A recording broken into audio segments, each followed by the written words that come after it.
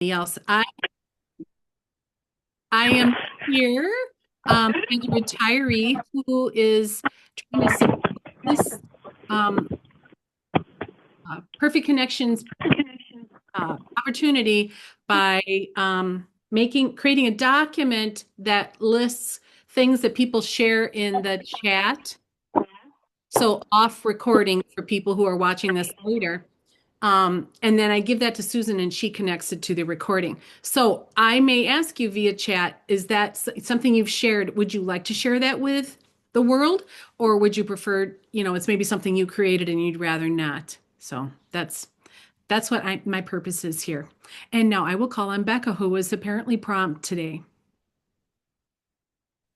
Only kinda. I was still 5 minutes late. I barely beat Greta. So Jenny, I think, was probably the first not Susan person in the group. Um, Hi, I'm Becca Coring, and I'm a parent educator in Maplewood, Oakdale, North St. Paul, District 622. Greta.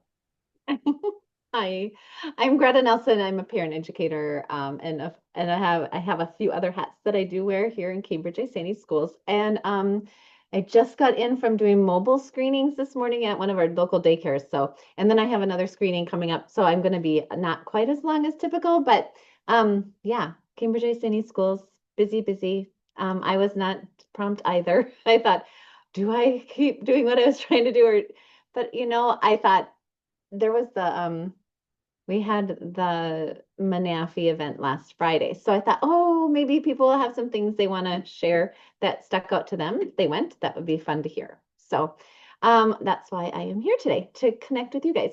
So I think Jenny, are you available to get on the microphone? I see you have your mic off.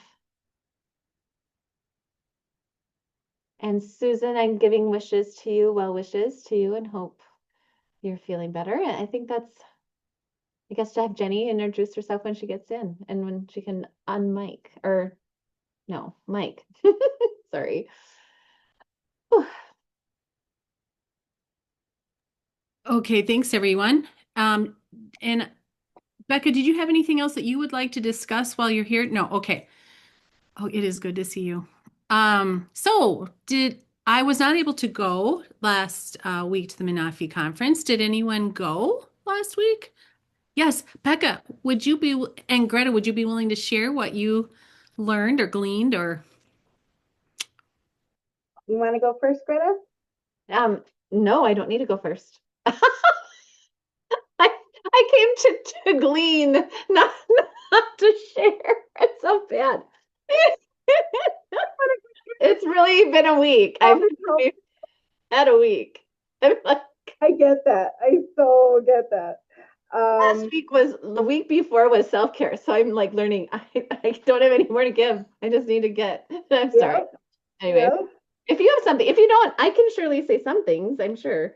Some of this stuff was like kind of a helpful review on things that already felt really familiar, at least for me, in terms of brain states and stuff like that. There were certain little sayings that I really liked. I took some notes that turn up curiosity to turn down judgment, things like that. That were similar to things that we've talked about before, but just kind of catchy to remember. The part that I found super helpful was the mind body connection stuff.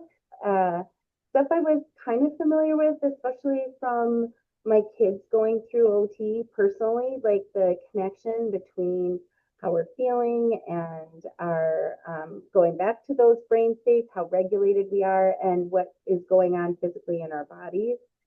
She talked about portable coping skills, and I really, really loved how a lot of the stuff she was talking about and giving examples and we would do were felt so accessible. Like you didn't have to be super bendy and doing full body yoga. She gave examples for a bunch of things that were just sitting in your chair, but just kind of tapping in, sometimes literally doing tapping, but like tapping into your body and things that can help with regulation. So I wrote down a bunch of those things, but I found that really practical and helpful. So I really liked that. Mhm. That was my biggest takeaway, probably. Can I add on to that, Becca?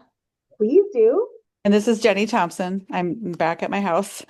I'm a parent educator with District 196, Roseland, Apple Valley, Egan, formerly of St. Paul, ECFE. Um, Something that the Move Mindfully person said that I've been thinking a lot about is all mental health is physiological. And basically, we think it's up here, but it's really in your whole body. And how just little bitty things like some of those really short movements she gave us can shift mental health. And I've seen that so much in myself, but I see that, yeah, it just really resonated with me. I same like that was a new thought for me in a way, but it kind of brought things together in a way that helped make things make sense for me.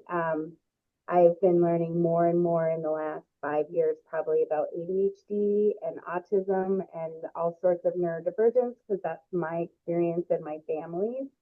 And it's been fascinating to me finding out how much of ADHD specifically shows up physically in the full body. Things like being flexible or having loose joints, things that seem not to do with just strictly how your brain works, but it's full body. And this really resonated with me in that similar way of like, we often think of our brains being separate from our bodies, and it's so not. Like everything is connected. So I really like that too.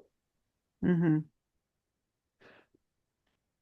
I was also taken by just the simple model, the keynote person, Tekla Johnson, when talking about match, mismatch, and repair.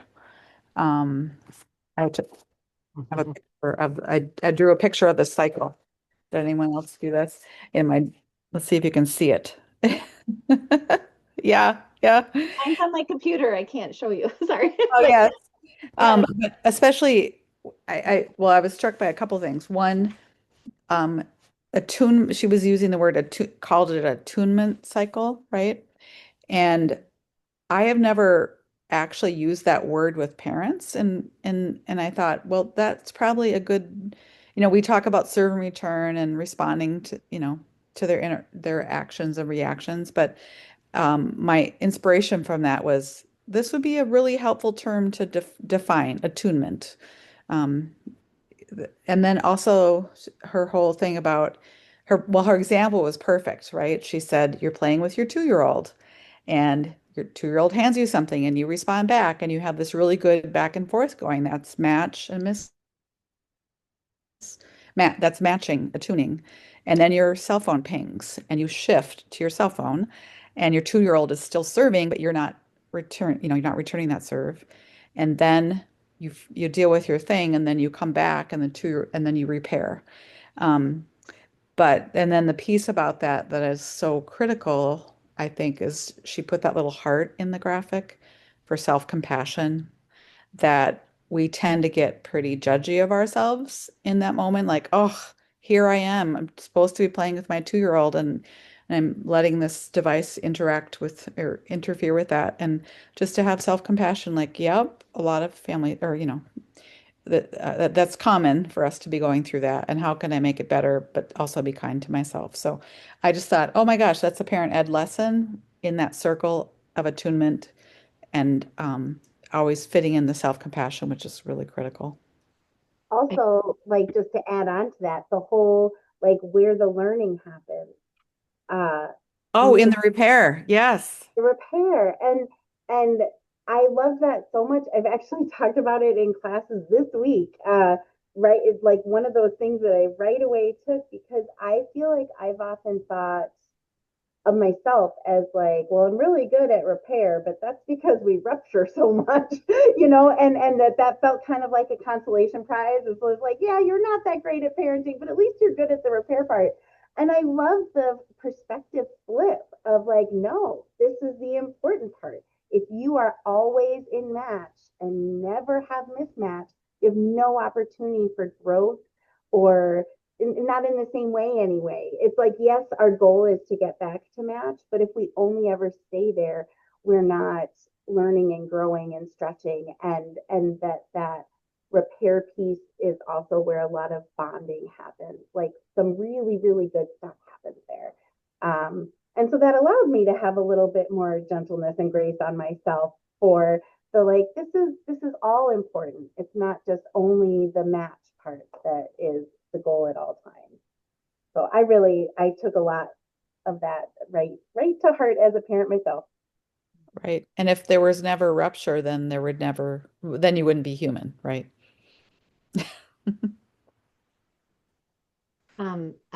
I could just ditto everything you guys were saying. First of all, that day and over the weekend, I explained some new vocabulary to my husband. And we had the opportunity to talk about repair because of a mismatched moment. That's what I'm calling it at home. Oh, mismatched moment. Sorry, I'm coming back. That was my fault or whatever, that kind of a thing. Because it's happening, it happens at home, between whomever, correct, right? So I used it there, and then I have used it in class a couple times. We're talking right now more about parenting styles and philosophy and stages, kind of that kind of stuff, more philosophical. But then when we're talking about the parent who might be more laissez-faire and hands-off, right, and just a little bit less connected, might be avoiding conflict. And if you're avoiding conflict, there's this other thing that's at work too, that then you don't get this. And we talked about how repair can then be helpful, but to recognize the conflict isn't a bad thing, or the disconnection isn't bad. It's an opportunity, right, to do those things. So talking a little bit about parenting styles in that way a little bit this week, which was fascinating. Um, and then, yeah, other examples through the week of parents, getting together with family, adult siblings, and having rupture, because we start talking about rupture and repair and I like mismatched moments. I like that term that she used mismatch for. But one of the things when she was talking about Jenny, you reminded me of it, is that recognizing that the self-criticism piece can also be in our children when mismatch is going on. So recognizing that her example, right, was the parent that went away, and then the mismatch happened because of her absence, and then came back to repair. But there are times where those kids are, and hello, Ellen, sorry, and Sandy. We're just kind of highlighting from last Friday. Um, the repair, what was I saying?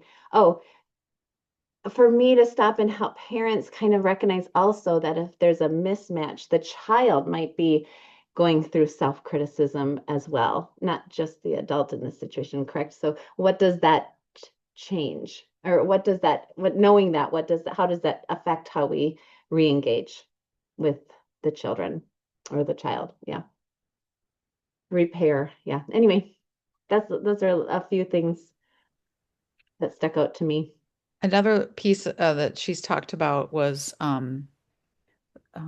turning up curiosity turns down judgment.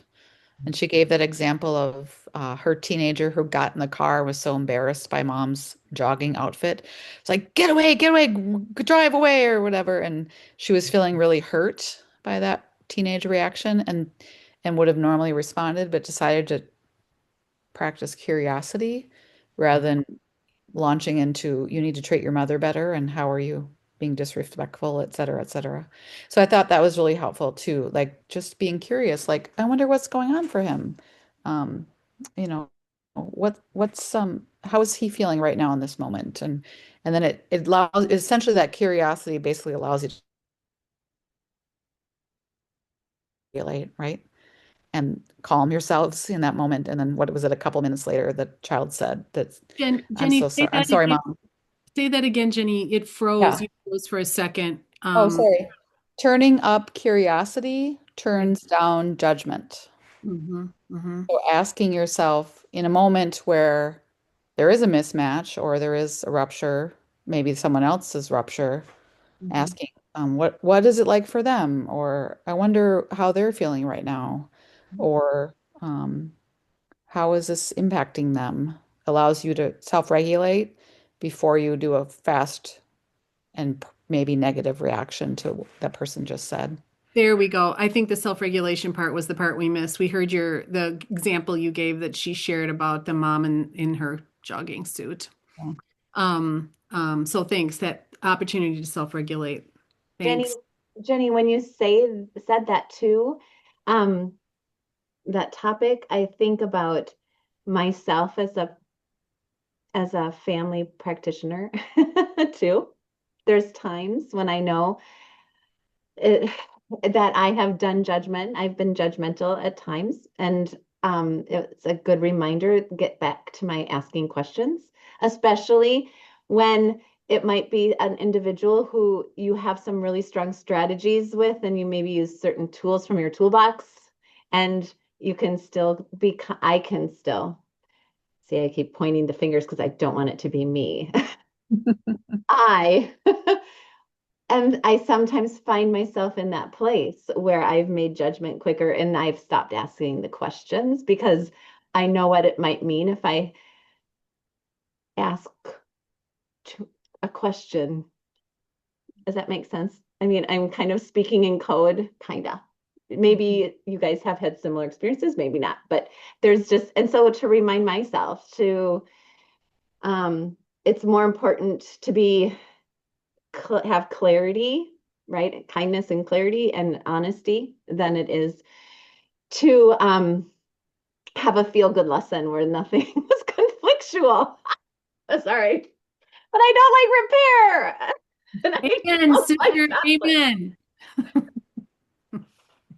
Yeah, and Tekla used the phrase being a citizen scientist, Yes. which I thought was really helpful, like which is, the people who are recording the number of birds in the trees and doing all that stuff, but doing it in terms of human relationship. What's happening here? What am I noticing? Can be helpful for all in all kinds of ways. Something recently was a resource that came through on an email from an organization or something, and they talked about, I think it was I think it might have been out of Berkeley, but it was the deep curiosity and shallow curiosity and the difference between when we ask these questions versus when we get down into these other questions and the sustainability of our curiosity and what that means. I thought it was fascinating. It was really good. Anyway, just another aspect of curiosity as we had mentioned it earlier. Greta, is that out of that new resource that Berkeley put out? Okay, somebody refresh my memory. The greater good science. I Thank you. think it's out of greater good, but I can't tell you for sure. I just know I was doing some research on it and it was a variety of things, but I can see if I like Google search it, maybe it'll come up here on my, yeah, Maybe, or maybe it's just another reason for those of us that haven't really dug into that resource yet to take a look at it and see what else it might offer us as parent educators. Because since it's free. yeah. So I'm going to maybe give us a pause just for a minute here for Ellen and Sandy to introduce themselves if they'd like to, and if there's anything you would also like to talk about during this time. I know Sandy can't be here very long. Sandy, can we start with you? Sure. I am in the Fairmont Area School District and parent educator, home visitor, et cetera, et cetera. And no, I don't have anything specific. I just have really missed being able to jump on here with you guys. My Fridays have been just unusually crazy. So I just want to at least pop in and see you all. I'm Ellen, parent educator in Northfield, and I also don't have any questions. I was just still cleaning up from my baby class. They were very messy. I had 10 out of 11 today. And Make Ellen, congratulations. It was a great MNAFEE conference. Oh, thanks. Yeah, it's a lot it's a lot of work, but boy, it's nice when it all comes together. I thought this was one of the more I've only been to three, maybe four, Oh, but this is, I thought, one of the more valuable ones. yay. Thank you. I'm glad you enjoyed it. If anybody would like to be my co-chair next year, please. Because I think Lisa's stepping down. I was planning on taking a year off, but looks like I might be and doing it again next year. So, although I don't know if I can, I'm not on the board. I accidentally let my board, my I just you're supposed to they send you an email and they're like, "Do you want to be on the board? Send in a self renewal thing." And I forgot I didn't because it was like, I don't know, May or June or something, and I didn't. So I'm actually not on the board. So I actually might not be able to do it next year.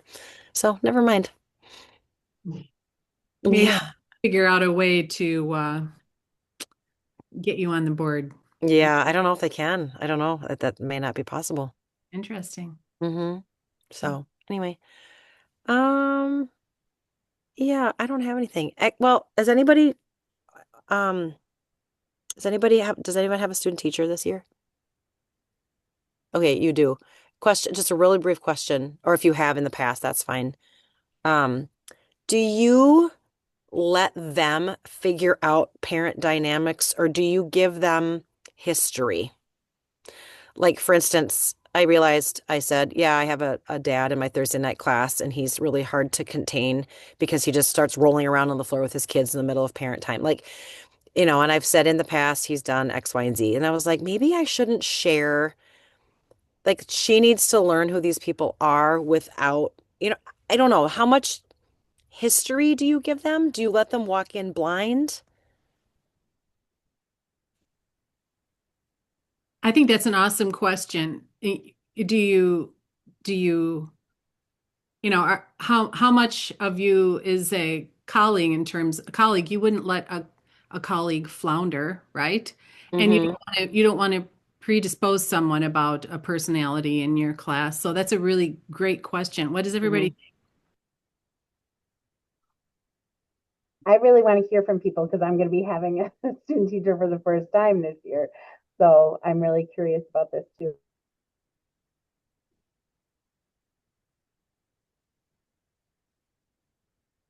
And Like, for instance, if I say things like, oh, yeah, this parent likes to interrupt, or this parent, is really quiet. Like, some of those things you kind of have to watch yourself. Like, you have to pick up on those things yourself.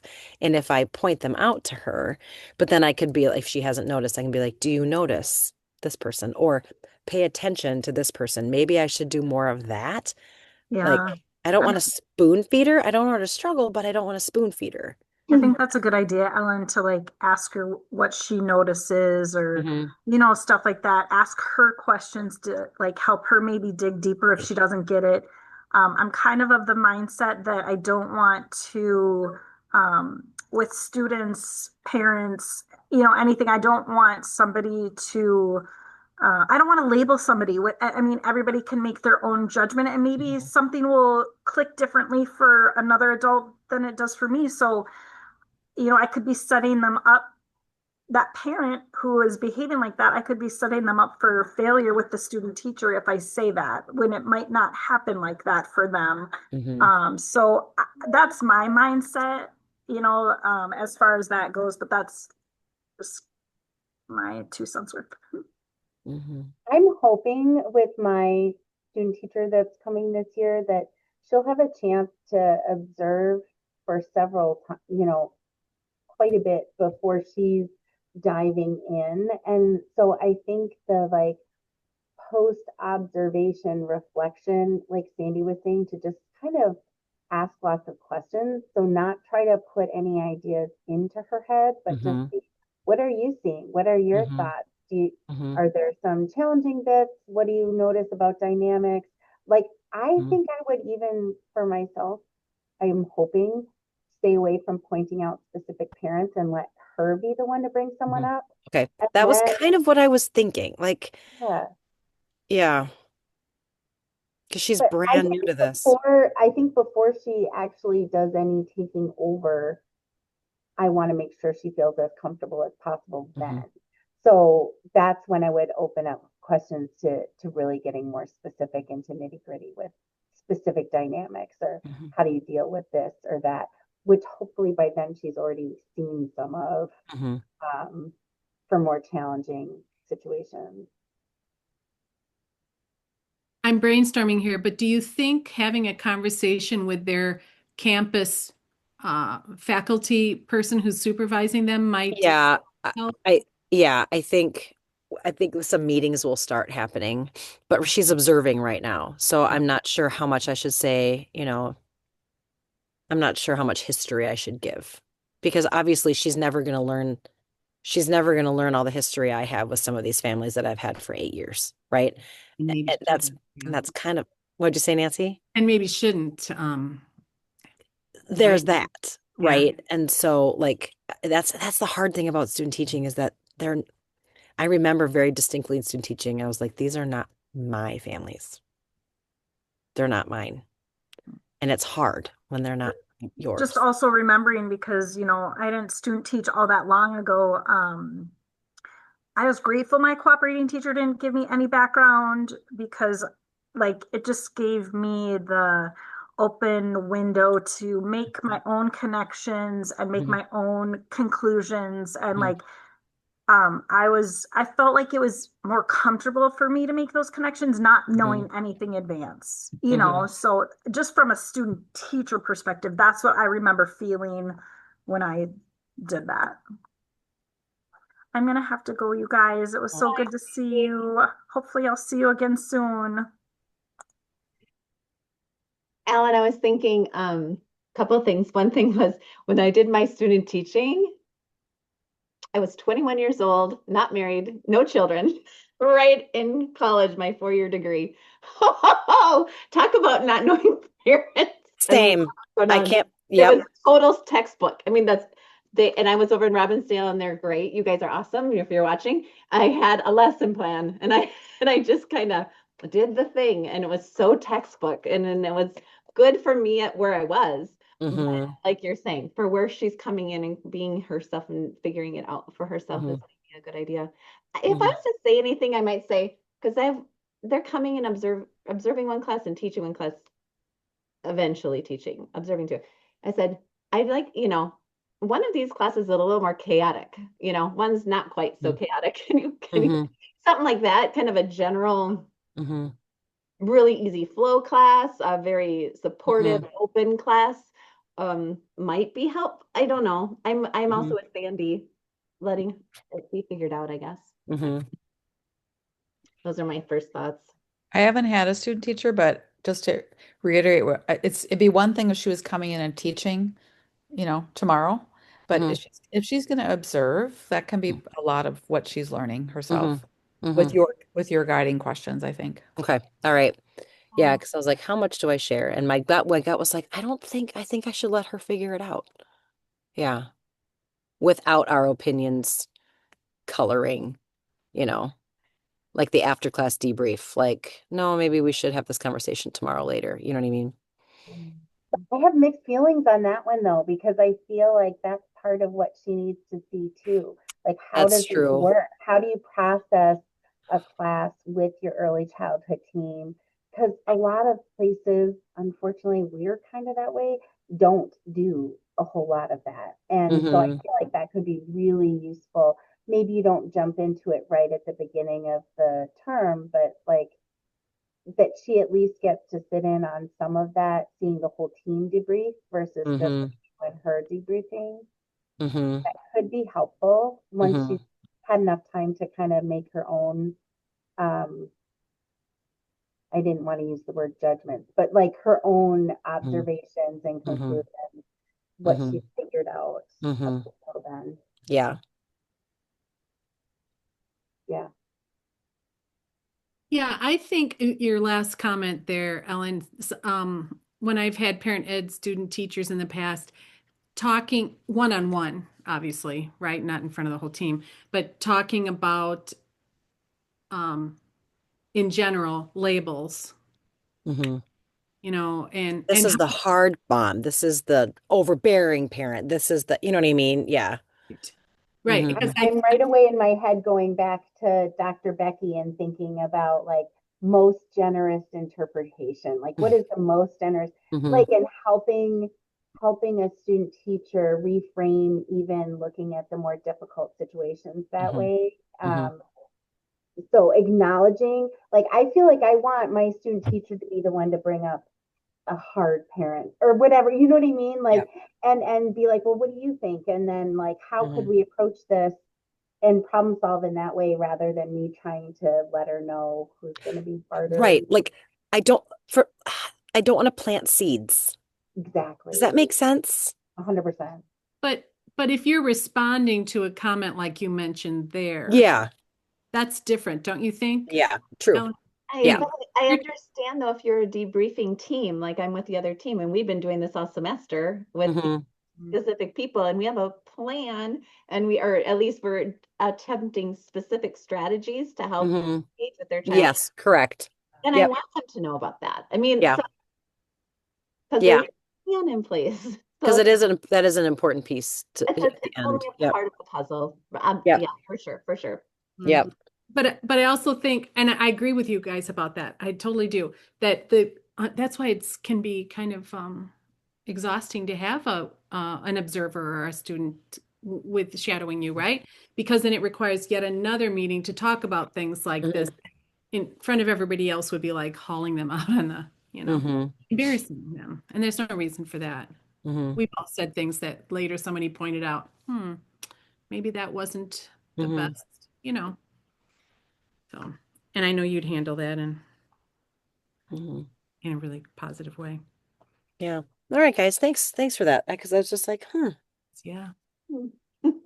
I'm sure there will be like student teacher, like, yeah, if you're hosting a teacher, let's get together and Yeah. hang out. So That's what I meant about contacting their faculty yep. person. You've had a lot of experience with this. I don't maybe have as much or whatever. What is your hmm it's for me to, if I'm addressing hmm addressing an issue like this, what do you advise? Ask Yeah. what they say. Yeah. Cool. So is it okay if so we've got Susan's question up here. If I bounce, she said, unless Ellen, you have observations about the MNAFEE conference that you haven't had an opportunity to share. No, I'm good. I don't need to talk about it anymore. That's what I was assuming, and I decided I do want to go watch the vision thing, the vision recording. I heard it was great. So I want to go and watch that. is that available on the MNAFEE website? It came in an email from Rachel Crestel. People who attended. Got it. Yes, to people who attended. Yeah. I want to clear Oh, that. that's right. Anybody Sorry. Yeah. who's watching the recording. Yeah. Yeah. Okay, so Susan said, "Hi all, a question thinking of babies. What have your parents said were great new baby gifts? Maybe this would include books. And how, if at all, do your programs celebrate a new birth in, I'm assuming she means a participating family, an ECFE participating family. Any thoughts I on give that? him a great big hug. You're here. It'd be fun to celebrate. It's not feasible. Well, We that's just got kind too of much going a on. celebration. I don't think you need to apologize about that. So that's ours, Ellen, too. We do have on census, when we get census, they send out something in the mail through public health, like outreach stuff, right? But not specifically yeah. This goes out Nice. to births, and then on the back it says, "Come to our newborn class. Here's a thing to scan. Come to Baby Talk." Easy So, peasy. Nice. and our superintendent signs them. Yes, ours does that too. That is so cool. Okay, Love somebody him. popped up in somewhere. Somebody got some ideas from somewhere. That sounds lovely. Right. I know back when we had home visiting hours, to see each participating family, doesn't that seem like, oh my gosh, can you imagine a district letting us have that time? I know they used to take kind of a bag of things, you know, um, that local, like maybe the hospital gave them something and, other businesses in the area gave them almost like a welcome wagon bag for new parents. They used to take something like that to new parents, but, that's long My gone. parents love Tubby Todd all over ointment. They love sock-ons. They're little things to keep socks on. A butt spatula. Hi. Um, A butt spatula is like, it's basically a spatula that you put diaper cream on, and I it's didn't know how to use it, and my daughter was doing it with our 6-week-old new baby, and I'm like, oh, that's how you do it. and it just keeps because when you get it on your hands, it's really hard to get off. So you just put on the butt spatula. Yeah. people like that. Got it. You Bye, guys, Greta. Good to see you. you too. What else? A sound machine. Um,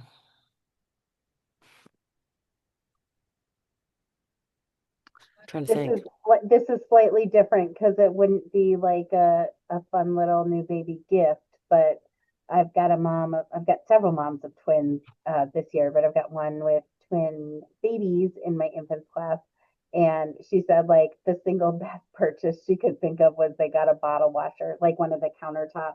It was like $300 or something. It was, so this is not a little like, yay, presents. This is a big purchase, but she was like so worth it, the constant bottles and having something quick and easy. And she said it works for washing all their toys and stuff too that go in the mouth. So I was like, oh, that's something I definitely didn't have. Good to know.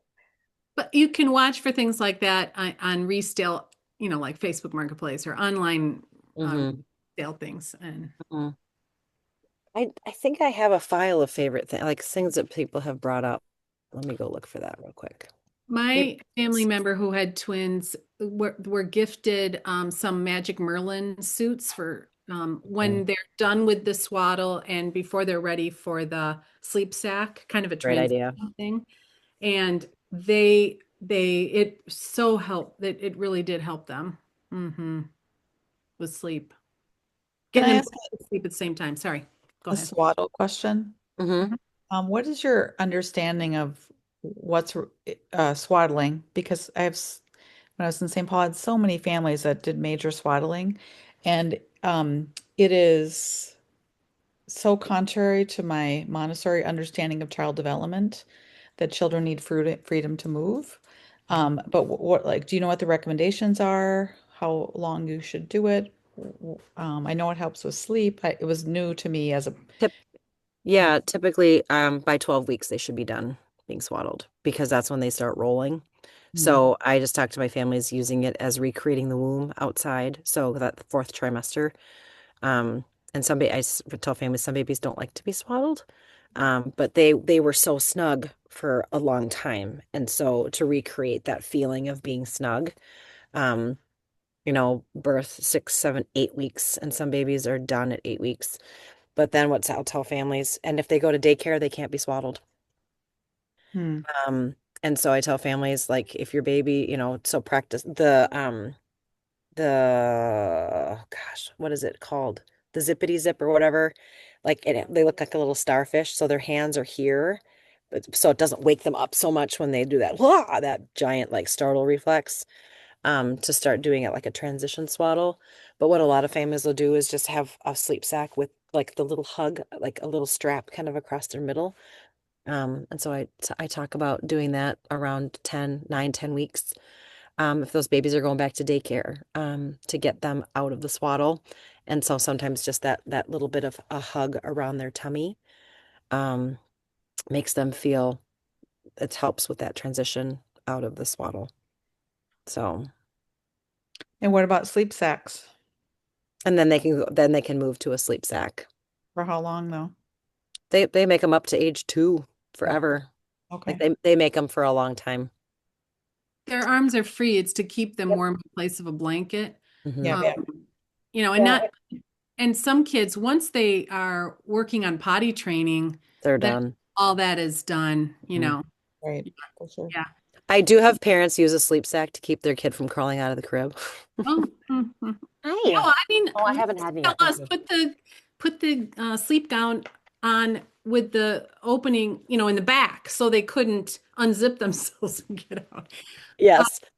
My children and I'm seeing now in my grandchildren as well had such a strong startle reflex that the sleeping on their back, you know, it's creates a huge challenge to parents to helping their child learn how to fall asleep on their own because Yeah. they're constantly that moral reflex is constantly waking them up. So I think that's part of why swaddling kind of, I don't know, this is my guess, became more prevalent after we were going only to sleeping on their back. You know what I Although I know that my mom very, very much swaddled us, and that was definitely way mean? Yeah, before that. but And it I wasn't it wasn't as prevalent, right, though, Becca? I She was don't a know. Yeah, it problem. might not have been. And maybe my mom was less typical with Hmm. swallowing us. Also, though, I think just like so many other things, um, temperament and individual differences are huge, even in the littlest of babies. And my whole family is neurospicy, and so much different neurodivergence, and that deep pressure is intensely soothing. So swaddling was something we definitely did with our kids, potentially longer than we should have. But we would, similar to what Ellen was saying, once they were able to roll, we swaddled arms out, but they still had that like tight feeling around their torso that was really, really soothing for quite a while. So yeah, I mean, you have to figure out what safety things come into play, and then also, like Ellen mentioned, figuring out in terms of if they're going to daycare, what's going to be there, and having as much consistency as you can for that learning to be comfortable and self-soothe and stuff like that. Well, and I know for my grandchildren, they're not swaddling them during awake times. Oh no, For this is newborn. a sleep thing. And so for my oldest two, we were told to put them to sleep on their stomach. That was what we were told was the safest way. So you couldn't swaddle. I couldn't swaddle a baby and lay them on their stomach. You know what I mean? Their arms were up here and they were on their stomach. Things have totally changed from that. So that's why maybe, anyway. Well, and I know too, like Janet Lansbury, I listen to a lot of Janet Lansbury and she does a lot of, well, it's not, she does RIE, doesn't she? Do you know, you know what I'm talking about, Janet Lansbury? Yeah, she was trained by Magda Gerber. Yeah, okay, yeah. Hmm. Okay. So Right she's not method. Montessori. Never mind. Go, well, she talks about There's a freedom of, lot of overlaps though. yeah, there's a lot of overlaps. I kind of stopped following her when she was talking about how babies should not be left on their tummy. And I was like, okay, no, not left on their tummy, but they need tummy time. Her argument was that babies shouldn't be in a position that makes them unhappy. I'm like, okay. And if we leave babies on their backs, they're going to have flat heads. So, it's like kind of like that overlap too of like you can't leave a baby on their back all the time, even if they're unhappy. Like they have to do other stuff. Never mind that she's different. Um, it's kind of that same thing. Like parents are like, my baby doesn't want to be on their stomach. I'm like, well, I know, but you have to. Like, this is what we must do. Excuse me, I need to pick some feathers. Please behold. But there are lots of things you can do though to be on your tummy, an infant be on their tummy without being on the floor on their, Yes, like you on know, the chest, the parent chest and the arm and or yes, on the arm face to or face with yeah, you. yeah, yeah, yeah. And Mhm. I think that helps with, that unhappiness. Yeah, because if I was on my belly and only facing the floor, I wouldn't want to do that either. Right, right. Exactly. I do remember though, I don't know if any of you have read the book Baby Bear, Bare, not Bear, Baby Bear, and it is written by someone who specialized more in occupational therapy. It kind of comes from that realm of development, and she talks a lot about the importance of things like bare feet, being able to press on like hardwood floors and stuff like that. Mhm. And she does talk about different infant reflexes and muscles that need to get strengthened, and some are from being on your belly and some are from being on your back. So there's problems with having kids always exclusively only on their backs. There's Mhm. problems with having babies too much on their tummies. And even if you're taking the sleep part out and the safety part out, just in terms of development, you want them to have, she talked about flipping, but you want your baby to be in different positions and Yes. learning to use different muscles and stuff like that. And that's what I talk about too. Like if your baby's been swaddled or if you've been in a car seat or, a swing, like you got to take them out and put them on the floor. And we just talk about floor time is so important. So Jenny, that goes with what you're saying, like the freedom to move, right? Family's like, how long can I leave my baby in the car when we're going on a trip? And I'm like, if they are sleeping and they've got diaper cream, you go. You don't stop. But when you get to your destination, after 3, 4 hours in the car, get those babies out and move them around, roll them, put them up, get them up on your shoulder, get them around so they get that freedom to move. So, did that answer your question? I feel like so many parenting things end up coming back to they need everything. It just makes like that always But seems to be the answer. It's like, yes, they need that. They also need that. They just need everything. well, it's so funny. I had a mom who was like, my baby hates being swaddled, but everything says to swaddle. And I was like, no, you don't have to. It's a strategy. Some babies like it, but sometimes those babies come out of the womb and they're like, let's go. I don't want to be contained anymore. So I always tell families it's something you can try, not necessarily going to work for you. Mm-hmm. Your baby just might hate it. And what's funny is the babies who hate it are the ones who are just like big movers and shakers when they're toddlers. They're just go, go, go. And it's like, nope, they're not going back. They don't want to be restricted.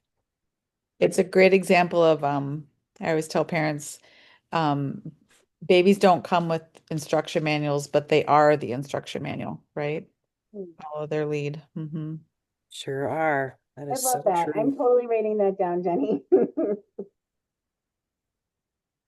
I am too. That's a good one. Well, we had a wonderful discussion today. I think there won't be an accompanying document today. There wasn't anything shared in the chat notes that we didn't also talk about on the recording. So thanks, everybody. And we'll, Thanks for facilitating, Nancy. oh, Yeah. yeah. Come back, Susan. Um, And Susan, hope you feel better. Yeah. Thank you. I am here. I've been listening. What a great conversation, as always. And I am glad that it's recorded, so we can share all this wonderfulness with others. So yeah, thanks everybody. Yep, we'll be back next week. We won't meet Thanksgiving weekend, but we will be here next week. So yeah, thanks everyone. Good to see you all. Bye. Have a good weekend.